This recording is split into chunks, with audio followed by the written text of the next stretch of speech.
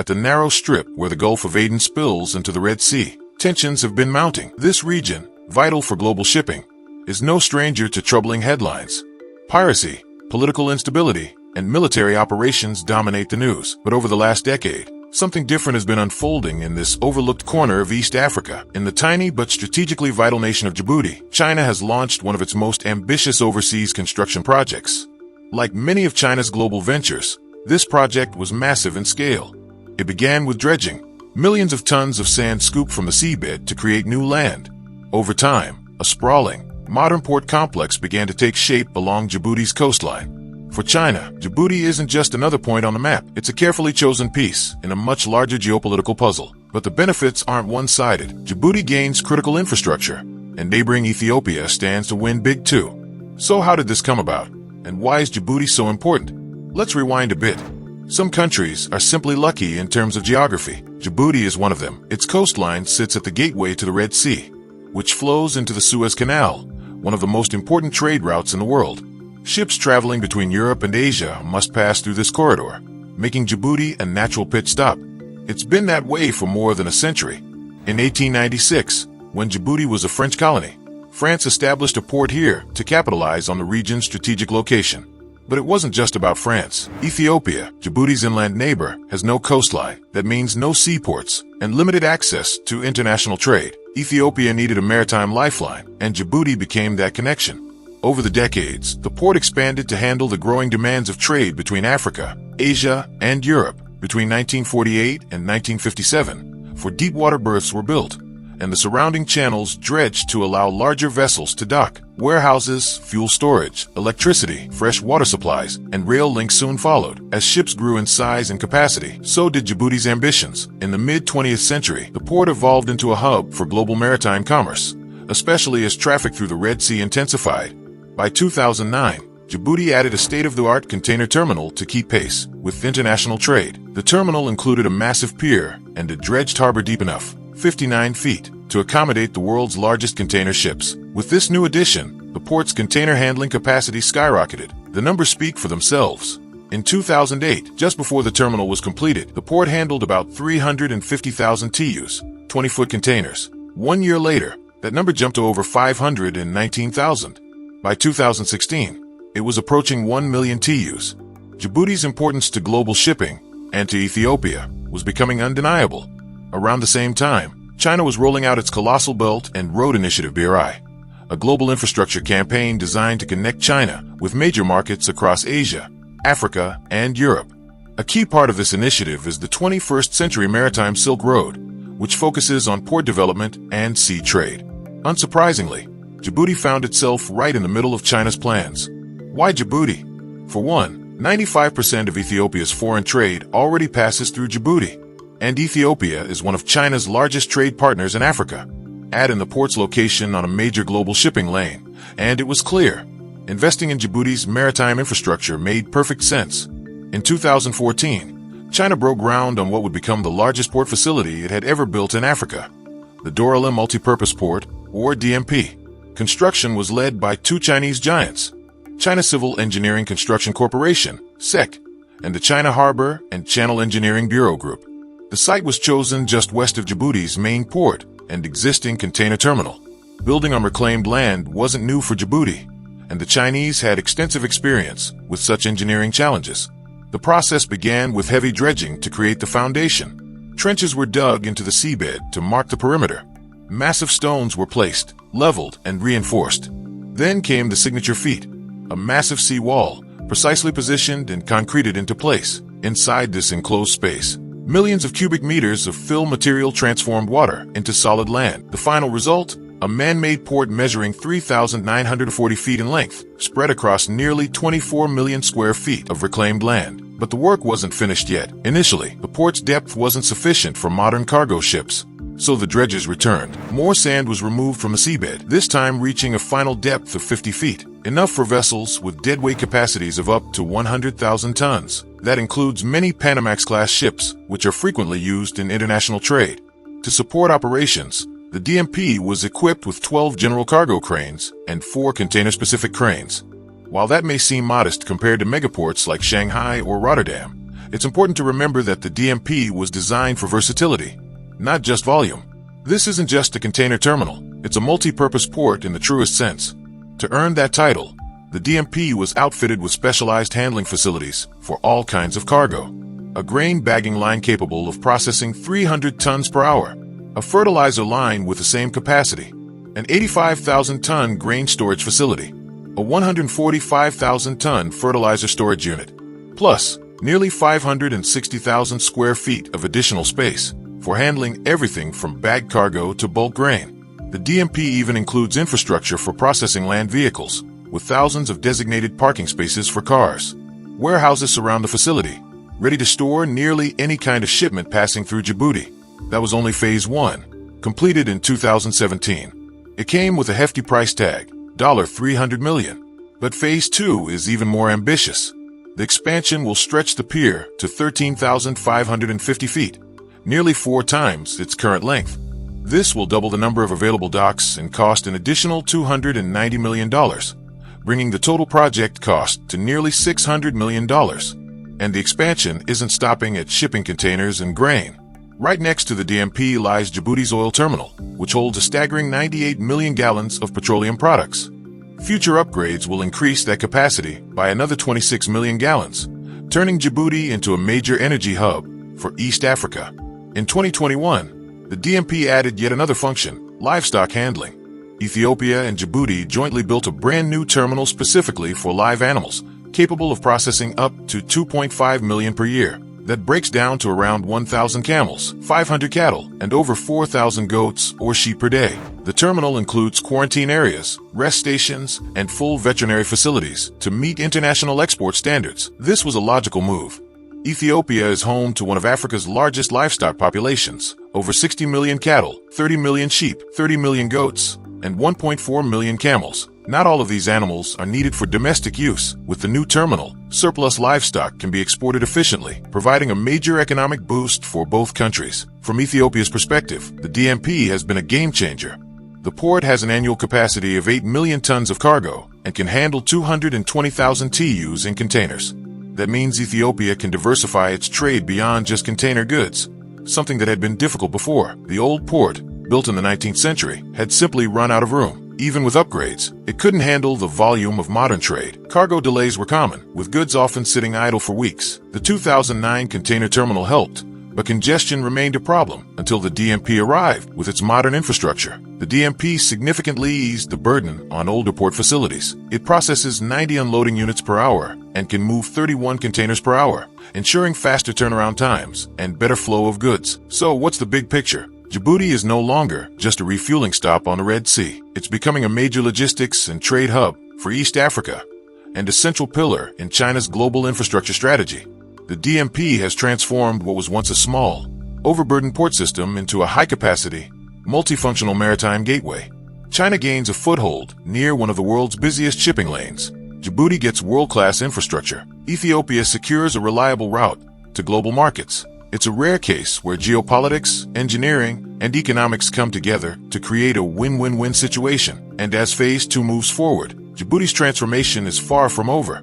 Farming in Africa is notorious for its challenges, and for good reason. With vast stretches of land struggling against an unforgiving climate, farmers often have to focus more on survival than on growth. The Sahara Desert looms large, constantly pushing its sand across the land, choking the life out of crops. To make matters worse, the desert is steadily expanding, transforming even more already barren land into a lifeless, dry wasteland. Who's in a better position? The fortunate few whose lands sit farther from the Sahara and enjoy more favorable climates. But in Namibia, located on the southwestern tip of the continent, things are different. This country, surrounded by desert on one side and the ocean on the other, has found a surprising solution to make its land thrive: seaweed. It may sound unconventional, but in Namibia, seaweed has become a key player in solving the country's farming woes. Here, traditional farming approaches just won't cut it, and innovative solutions are essential. This coastal African nation is proving that farming doesn't always have to follow the usual playbook. Take a look at this map, showing Namibia's rainfall patterns. While certain regions, mostly in the north and northeast, get a fair amount of rain, it's a tiny area. These areas receive 12 to 20 inches annually. which is decent, but not enough to sustain large-scale farming. The rest of the country? A different story. The majority of the land is dry, and many areas face severe water scarcity. If you follow the western and southern coasts, you'll see the Namib Desert, one of the most extreme environments on Earth. This vast desert, with its towering dunes, stretches over 200 miles along the Atlantic coastline. The conditions here are so harsh that they make other deserts, like China's Gobi Desert, look mild in comparison. In the Namib Desert, rainfall is almost non-existent, less than 0.08 inches annually, while places like the Gobi Desert might get 8 inches of rain per year. Namibia's desert gets almost nothing. Imagine the challenge of farming in such an environment. The temperatures near the shore remain relatively mild, between 48 degrees Fahrenheit and 68 degrees Fahrenheit. But inland, the heat becomes unbearable, often exceeding 113 degrees Fahrenheit during summer. At night, the desert cold can be just as extreme. The wind constantly blows, scattering sand and making the land even more inhospitable. Farming here is nearly impossible, and the few local plants that manage to survive are so specialized and small that they're of little practical use. But Namibia's challenges don't stop with the desert. Only 2% of the land has enough water for farming, and nearly all the rivers in the country are temporary, flowing only when there's enough rainfall. These rivers often dry up, leaving behind nothing more than dry valleys. In short, farming in Namibia is a serious struggle. Yet, despite these difficulties, agriculture still plays an important role in the country, supporting 25% to 40% of the population. However, as Namibia's population continues to grow by around 2% annually, the demand for fertile land is increasing, and the existing resources just aren't enough. That's where the sea comes in. Along Namibia's coastline, where the desert meets the Atlantic Ocean, is the cold Benguela Current, a nutrient-rich water flow that supports an unusual but highly effective solution: seaweed farming. The cool waters and abundant sunlight create ideal conditions for cultivating macrocystis, giant kelp, a type of seaweed. Kelp Blue, a pioneering company, has capitalized on this unique opportunity, establishing seaweed farms off Namibia's coast. Thanks to the nutrient-rich waters and favorable conditions, kelp grows rapidly, up to 24 inches per day. Kelp Blue now farms a massive 74 acres of seaweed, and the farm is expanding by 10 acres every month. The success of this seaweed farm is not just about planting and leaving it to grow. The team behind Kelp Blue carefully monitors the farm using various methods like acoustics, visual checks, water samples, and environmental testing. This allows them to ensure the best possible conditions and optimize the process. The seaweed harvested here is then taken to land, where it's used to create compost, enriching the soil and making it possible to grow plants in places that would otherwise be unsuitable for farming. So, how does seaweed help with farming? Well, in areas where the soil is poor and lacking essential nutrients, plants often struggle to grow. They produce fewer fruits, grow more slowly, and in the long run, the soil deteriorates further. Chemicals can be used to help plants grow, but these can have harmful side effects, both for the environment and for the people consuming the crops. Kelp is different. It contains all the essential macro and micro elements needed for healthy plant growth, and it's a natural alternative to harmful chemicals. As it decomposes, seaweed boosts the activity of plant cells, regulating water flow and helping plants better survive dry spells. It also strengthens plants, making them more resistant to heat waves and soil salinity, both common issues in Namibia's harsh environment. The results speak for themselves. When used as a fertilizer, kelp has improved crop yields dramatically. Grapes grown with kelp showed a 200% increase in nitrogen uptake and a 3.5% improvement in calcium mobility. Wheat, barley, and corn have all seen similar improvements, with kelp boosting yields and producing larger, healthier crops. For instance, corn grown with seaweed fertilizer had an average plant height of 38 inches, compared to just 24 inches for those grown without it. The yield from the seaweed-treated corn was more than double that of the untreated crop. Watermelons, too, have benefited from this natural fertilizer, with the seaweed-treated melons growing 18 inches long, compared to just 12 inches for those grown without it. The yield from seaweed-fertilized plots was also significantly higher, 107 pounds per plot compared to 72 pounds without the seaweed. But seaweed farming in Namibia doesn't just benefit the land. It also plays a crucial role in supporting marine biodiversity. Kelp forests are like underwater jungles, providing a habitat for a variety of marine creatures. These seaweed forests attract fish, invertebrates, and other seaweed species, creating a thriving ecosystem beneath the surface. In neighboring Kenya, seaweed is also making a difference. The village of Moazaro, once dependent on crops like cassava and maize, turned to seaweed farming after a devastating drought wiped out their traditional crops. The village started planting seaweed along the shore, and by 2008, seaweed farming had spread to 20 villages. With the help of the World Bank and Coastal Development, Kenya established a processing plant that adds value to seaweed products. Today, seaweed in Kenya is used to make soap, shampoo, lotions, and even food products. Kenya's seaweed industry has been a lifeline for many communities, and it's a growing export sector. In 2022, Kenya's seaweed industry produced nearly 100 tons, generating over $30,000 in income. This is a crucial revenue source for a country with limited resources. Similarly, in Tanzania, seaweed farming is the third largest export industry, supporting around 25,000 farmers. Seaweed's potential goes beyond farming and economic benefits. It also helps capture carbon dioxide, making it an excellent tool for combating climate change. Kelp absorbs carbon from the water through photosynthesis and stores it in solid and dissolved forms. This carbon is then locked away for long periods, sometimes over a century, making kelp farms a natural carbon sink. In Namibia, where industries like diamond and uranium mining contribute significantly to the country's carbon emissions, seaweed farming could play a vital role in mitigating these environmental impacts. However, for kelp to make a substantial impact on reducing Namibia's carbon footprint, the country would need to scale up its seaweed farming efforts. Lastly, seaweed may offer a solution to another pressing issue: plastic pollution. While Namibia isn't a major producer of plastic waste, the problem still exists. Recently, a cleanup team found large amounts of plastic waste along the country's beaches.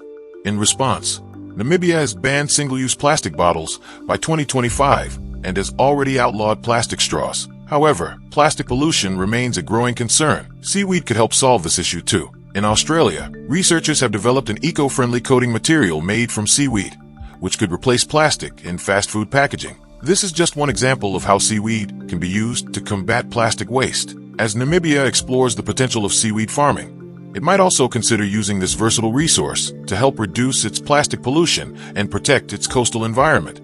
Seaweed farming has proven to be a game-changer for agriculture, marine ecosystems, and even environmental conservation. In Namibia and beyond, it's clear that this simple, natural solution could have a profound impact on the future of farming, sustainability, and the fight against climate change. For African nations, Egypt, Libya, Chad, and Sudan are grappling with severe challenges that may lead to disaster. These countries face common issues: food scarcity, underdeveloped infrastructure, high crime rates, weak industries, and most critically, an ongoing water crisis. Among them, these nations suffer most from the continent's dire water shortage. Yet, they're actively working to combat this crisis, with some success. Their solution: remove vast amounts of sand from the Sahara and extract water from an underground reservoir. It sounds straightforward, but it's far from easy. Mount Uvanat sits on the border of Libya, Egypt, and Sudan, with Chad nearby. Though not a mesmerizing sight, this area is rich in history. Ancient rock drawings suggest that cattle breeding thrived in the Sahara long ago, indicating that this vast desert wasn't always as barren. Today, if you look at the Sahara from space, you'll spot green patches in the middle of the desert, far from any major water source, such as the Nile. These green areas, though, are a testament to human perseverance. The Sahara's eastern region is particularly dry, with harsh conditions that make vegetation almost impossible. Yet the area where Egypt has established its green circles, a project focused on desert farming, faces the worst of these conditions. Researchers describe it as hyper-arid, with hardly any rain and constant winds, perfect for sandstorms. Despite this, nearly 1,930 square miles of green fields exist.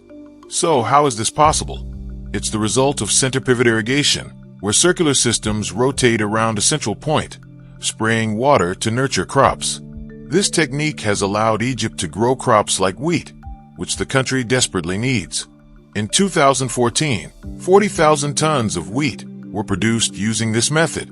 But where does the water come from? The answer is underground. The fields are watered by 400 wells, with plans to expand the network further. These wells extract water from a massive underground reservoir known as the Nubian Aquifer, providing up to 792 billion gallons of water annually. In Egypt's Toshka project, another effort to cultivate wheat in the desert, the primary water source is the same: underground wells. As of 2017, Egypt had built 1,100 wells for this project alone. In many other areas, private farmers dig their own wells to irrigate their crops, tapping into the vast underground water supply. In total, Egypt pumps 435 billion gallons of water from the ground each year. But it's not just Egypt relying on this resource. Libya, a country with vast expanses of desert, is also tapping into the Nubian aquifer. Under Colonel Gaddafi's leadership, Libya developed the Great Man-Made River, the largest underground pipe network in the world. Over 1,750 miles of pipes were laid to transport water from 1,300 wells, many over 1,600 feet deep. This system delivers around 1.7 billion gallons of water daily, supporting the country's agricultural needs and sustaining its population. Libya's reliance on underground water is so immense that 98.72% of its irrigation needs come from this resource. Sudan and Chad are similarly dependent on underground water sources, though on a smaller scale. These countries also rely on wells to provide water for their farming activities in an otherwise water-scarce region. The Nubian aquifer, beneath these four nations, holds an astonishing 39 quadrillion gallons of water, more than 7 times the volume of North America's Great Lakes. This underground water supply is critical, particularly because it's seen as a remnant of a time when the Sahara was much wetter. Over thousands of years, moisture from rainfall and rivers was stored in sandstone formations, creating the massive aquifer we rely on today. The problem, however, is that the Nubian aquifer is not a renewable resource.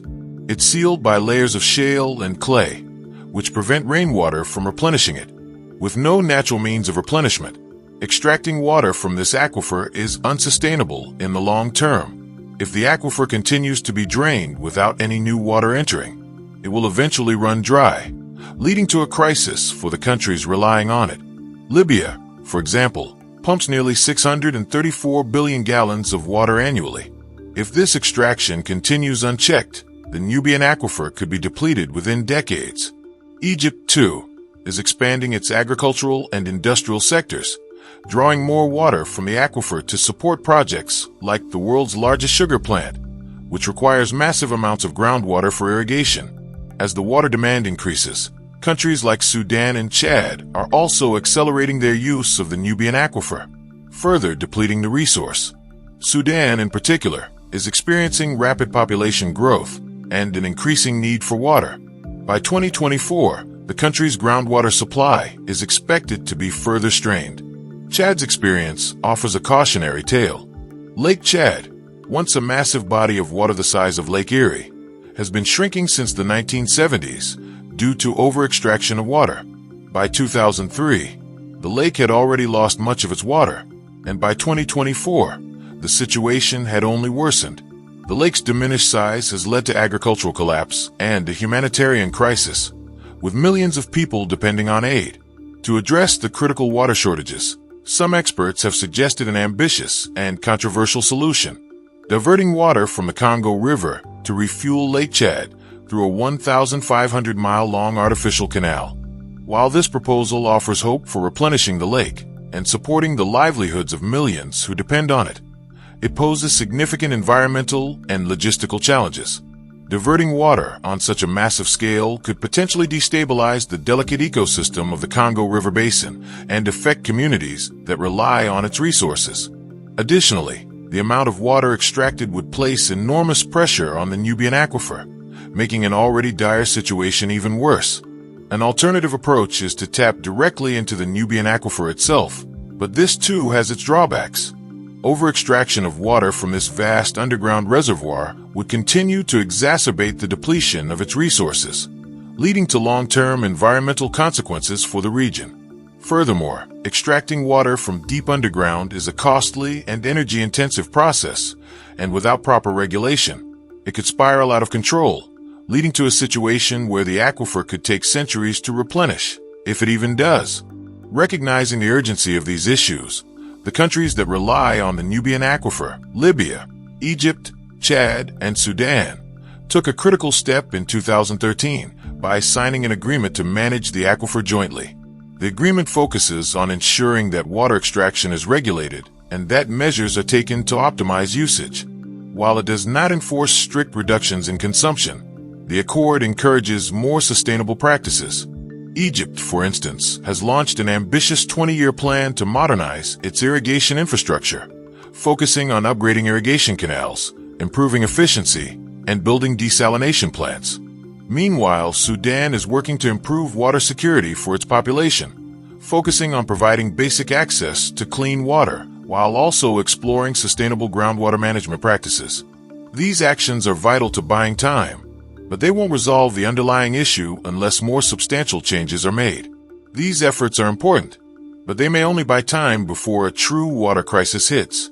The countries that rely on the Nubian aquifer must find sustainable solutions to prevent the aquifer from running dry.